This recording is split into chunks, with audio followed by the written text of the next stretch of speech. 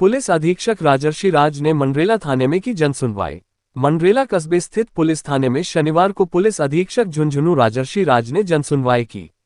इस दौरान थाना क्षेत्र के आपराधिक घटनाओं सहित अन्य मामलों पर चर्चा की गई।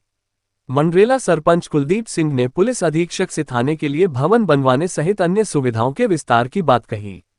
पुलिस अधीक्षक से वर्तमान समय में युवाओं विशेषकर नाबालिग बच्चों पर ध्यान रखने सहित उनकी संगति पर विशेष ध्यान रखने व किसी भी प्रकार की संदिग्ध गतिविधियों की तत्काल पुलिस को सूचना देने की बात कही।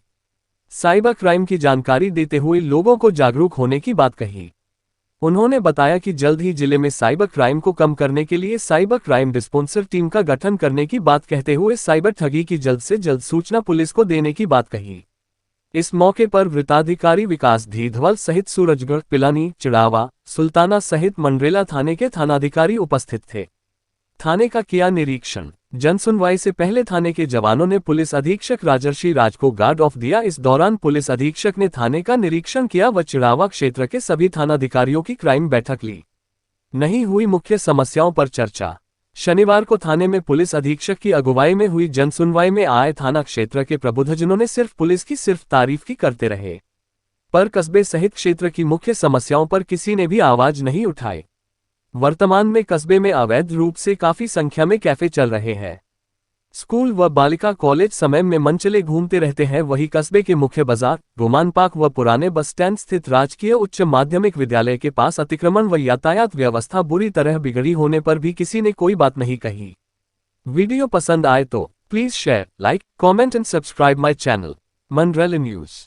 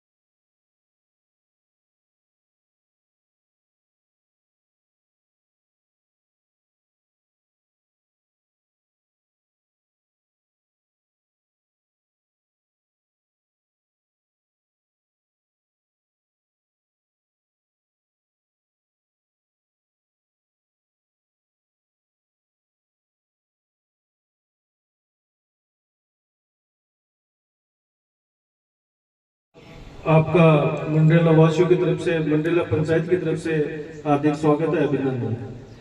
मंडरेला जैसा कि वीरेंद्र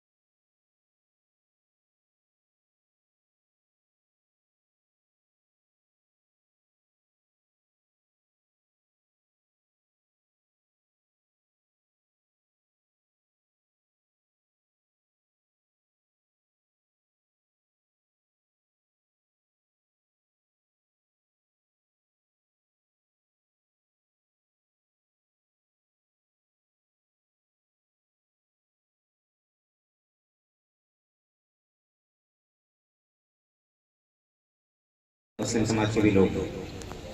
पिछले कुछ दिनों में छोटी मोटी कुछ युवाओं के द्वारा एक मारपीट की भी घटना हुई थी और एक दो और सोशल मीडिया पर किसी ने कुछ डाल दिया। तो इस तरह की घटनाएं हर जगह होती हैं।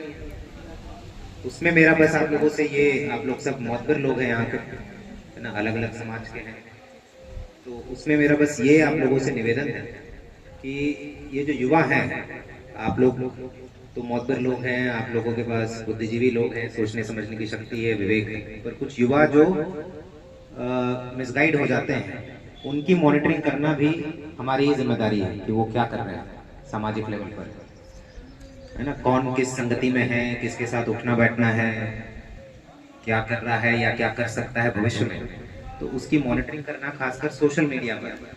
अब कुछ हो जाएगा उसके बाद तो हम करते ही है, जो कानूनी कार्रवाई करनी है वो तो अपन करते ही है, पर हमारा ये प्रयास होना चाहिए कि कोई भी अप्रिय घटना हो ही नहीं, चाहे वो लड़ाई झगड़ा हो या सोशल मीडिया पर आपत्तिजनक टिप्पणी करनी हो, इस तरीके की बातें। तो ये अपने सामाजिक लेवल पर और परिवार के लेवल पर इसकी थोड़ी मॉनिटरिंग होनी जरूरी है कि भाई हमारे परिवार का बच्चा है, हमारे गांव का बच्चा है, वो क्या कर रहा है, किसके साथ उठना बैठना है।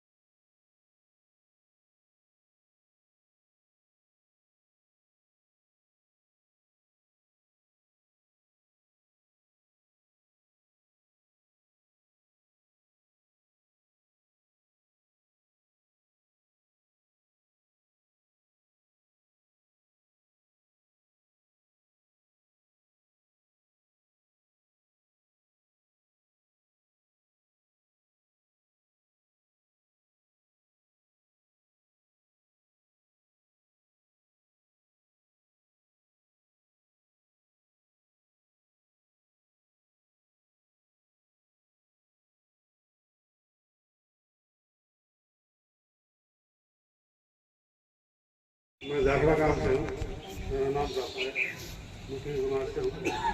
सर पीछे जो घटना हुई जैसे आपने जिक्र किया, हमारे गांव में उनमें कई असामाजिक तत्व हैं जो उंगली लगाते थे नौजवानों को और आगे कुछ भी करते थे। यही घटना हुई सर, पीछे भी हुई थी एक साल पहले और थोड़ी देर पहले भी हुई थी। तो उसके बाद में साहब एक अनिल नाम का लड़का है हमारे गांव में, तो उसके साथ मारपीट हुई ईद के पहले। तो उन लोगों ने हर आदमी का नाम लिखा दिया हमारे समाज में, निर्दोष बच्चे पकड़े गए, मारपीट की गई। तो असली मुजरिम से वह भी पकड़ने सके, लेकिन समाधान अभी भी नहीं हुआ, क्योंकि वो लड़का घूम रहा है, अनिल नाम का लड़का जो है गाँव में वीडियो बनाता घूमता है, घर में निकलते हुए कुछ भी कर देता है, क्योंकि उसके पावरफुल हो गया। अब सर उसका समाधान कीजिए, तो आगे नहीं, धन्यवाद। बिल्कुल आपने अपने मन की बात कही और खुले तरीके से कही, बहुत बहुत धन्यवाद आपका। ये जो मारपीट वाली घटना हुई थी मेरे पूरे संज्ञान में है और उसमें ये सुनिश्चित कराया गया कि जो असल में जो मारपीट में संलिप्त थे उन्हीं को मुलजिम बनाया गया।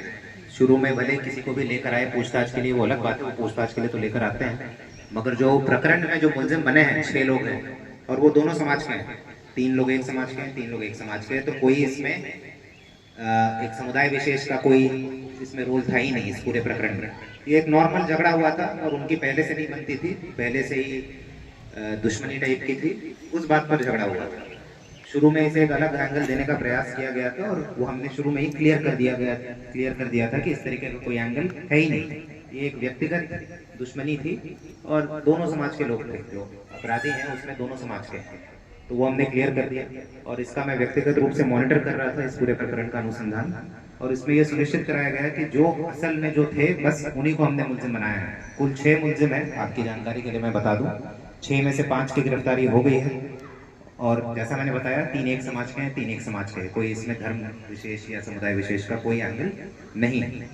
जहाँ तक आप एक व्यक्ति की बात कर रहे हैं उस पर हम निगरानी रखेंगे, क्योंकि इस केस में वो परिवादी था, उसके साथ मारपीट हुई थी, तो उसने जो बयान दिया या जो भी बताया उसके हिसाब से हमने कार्रवाई की और अपना अनुसंधान भी किया। बिल्कुल निष्पक्ष कार्रवाई उसमें हुई।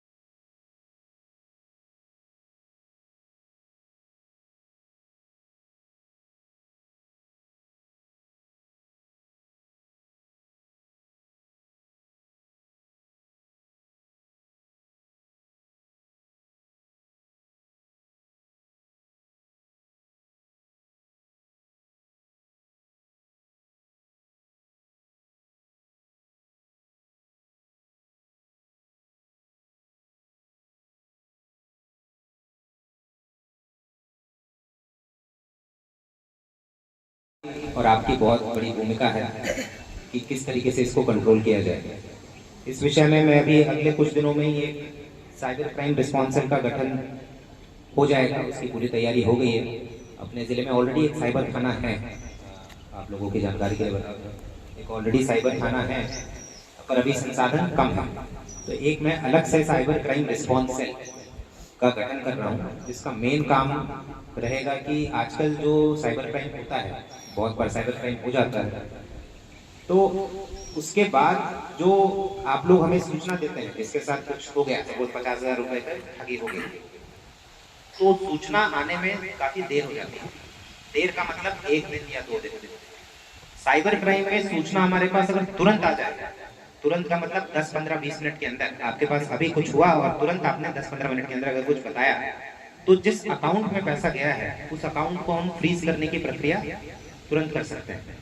अगर ये वाला जो काम करना है अकाउंट को फ्रीज कराने का, जिस अकाउंट में ठगी वाला पैसा गया है, अगर उसमें लेट होगा तब तक उस अकाउंट से पैसा निकल जाता है, कोई ना कोई निकाल लेगा। फिर एक बार निकल गया उसके बाद फिर पकड़ना बहुत मुश्किल हो जाता है। तो ये जो साइबर क्राइम रिस्पॉन्स सेल का गठन कर रहे हैं, इसका काम रहेगा कि भाई अगर किसी परिवादी के साथ कोई फ्रॉड हुआ है, तो बहुत बार परिवादी को पता नहीं रहता कि क्या करें, कंप्लेंट कहाँ करना है। एक पोर्टल बना हुआ है अलग से, केंद्रीय सरकार का एक पोर्टल है, NCRP portal, national cyber crime response का पोर्टल है, ठीक है। तो या तो उनको पता नहीं रहता है, या पता रहता है तो वो उतना गंभीरता से नहीं लेते हैं, वो 1 दिन के बाद 2 दिन के बाद उसमें कंप्लेंट करते हैं, फिर 4 दिन के बाद हमें बताते हैं, तो तब तक जो है सारा पैसा निकल जाता है। तो ये सेल का काम रहेगा सबसे पहले तो उस पोर्टल पर कंप्लेंट दर्ज करना तुरंत। अगर परिवादी नहीं कर पा रहा है तो परिवादी के बिहाफ पर, परिवादी की ओर से हम ही कर देंगे कंप्लेंट, और कंप्लेंट करके संबंधित बैंक से संपर्क करके जिस अकाउंट में पैसा गया है उस अकाउंट को सबसे पहले फ्रीज कराएंगे। एक बार फ्रीज हो गया उसके बाद अनुसंधान अपना चलते रहेगा। उसके बाद तो मुलजिम को पकड़ना और किसने क्या किया वो तो बात की बात चलते रहेगा। पर अगर एक बार फ्रीज हो गया तो कम से कम परिवादी को पैसे वापस मिलने की संभावना रहती है। फिर फ्रीज होने के बाद अनुसंधान अपना चलेगा। उसके बाद एक और समस्या आती है कि बहुत बार वो अकाउंट फ्रीज ही रहता है, फिर परिवादी उसको अनफ्रीज कराना, कोर्ट से फिर आदेश लेना पड़ता है। अनफ्रीज मतलब कि भाई उसका पैसा जो है वापस परिवादी को मिल जाए, उसमें भी बहुत बार लेट होता है। ऐसे भी बहुत सारे केसेस मैंने देखे कि 1-1 साल 2-2 साल से जो है वो अकाउंट फ्रीज करके पड़े हुए हैं और परिवादी का सारा पैसा जो है वो अटका पड़ा है, वो वापस नहीं मिल पा रहा है। तो ये साइबर क्राइम रिस्पॉन्स सेल का ये भी काम रहेगा कि फ्रीज तो करा दिया, अच्छी बात है, अनुसंधान भी कर लिया, वो भी अच्छी बात है, मुलजिम को भी पकड़ लिया, पर जो पैसा वापस जो परिवादी को मिलना है कोर्ट के साथ समन्वय करके, वो भी ये cyber cell, cyber crime response cell वो उसको फैसिलिटेट करवाएगा, उसमें अपना